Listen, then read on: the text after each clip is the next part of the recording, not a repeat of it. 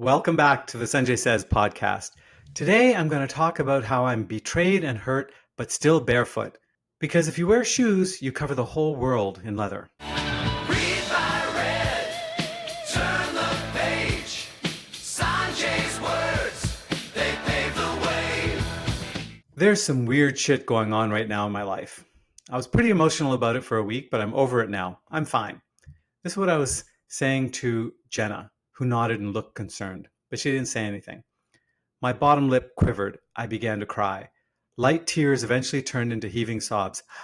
I wasn't fine. Just sit with that for a few minutes, she said. I'm here with you. I smiled through the tears. There was a box of tissue within arm's reach. I wasn't fine, but I was going to be. I'm preparing for a mental health retreat coming up in a few weeks, and over the magic of Zoom, Jenna, my therapist, was delving into current issues in my life as I tried to determine what my intention was going to be for the weekend event. I've been telling people I'm cursed to live in interesting times as a veiled reference to major events that are happening in my life. It's also why I've been writing less than usual as I bail water and struggle to right a ship that suddenly feels unstable. The wind has shifted on me. One of my closest friends has betrayed me at a level that I didn't think was possible. Why didn't I see it sooner? But I wasn't ready yet in the session to tell Jenna what was really going on. I'm not going to be ready to talk about the details for a long time because I'm so embarrassed I let it happen. Instead, I said, my problems seem to come from wanting to be productive. I have enough money to not have to work, but when I try to just enjoy myself, I feel guilty. I know I should be happy just sitting by myself in meditation, but I can't seem to get there. Is it about achievement? Is it about being content? I don't know. I can't decide. Maybe that's my intention for this retreat. And Jenna replied, the sides of the paradox that you're describing, one of them feels very much outcome oriented, and one of them feels deeply present, but it has a little bit of static energy, right? I sniffled and nodded, still recovering from my tears. So what if it's about the experience of your life and what you want to experience? She paused. I'm going to ask you a kind of a radical question. Do you think you're God? I said, that's complicated. You have to define things. And I dithered. She waited for an answer. The short answer is yes, I do think I'm God, I finally replied. Great, she said. So let me tell you about my personal belief system. I think about it like the water cycle. We begin as a vast amorphous cloud, source, pure consciousness. And at some point, source says, I've done consciousness. I'd like to individuate. And you crystallize into a little raindrop, and you can careen through life and wind and wetness.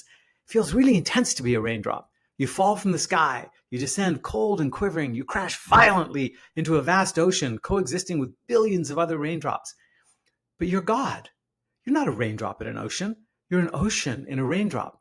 It's about the experience, experiencing weather, tides, waves, and the feel of sand between your toes, experiencing joy and pain and calamity and peace. You're here only briefly, eventually returning to the vast amorphous cloud, only to grow bored and repeat the cycle, craving the experience, always the experience. It's not about avoiding suffering and seeking joy. It is only experience. I finally admitted to Jenna, I've been betrayed, and now I'm questioning all of my relationships. Is anybody really who they say they are? There is risk in connection, she replied. You've just experienced the consequences of big risk. The recipe for handling risk is resilience. She smiled and added, if you wear shoes, you cover the whole world in leather. I immediately understood and laughed out loud. Oh my God, I've never heard that before, but it makes so much sense. She continued.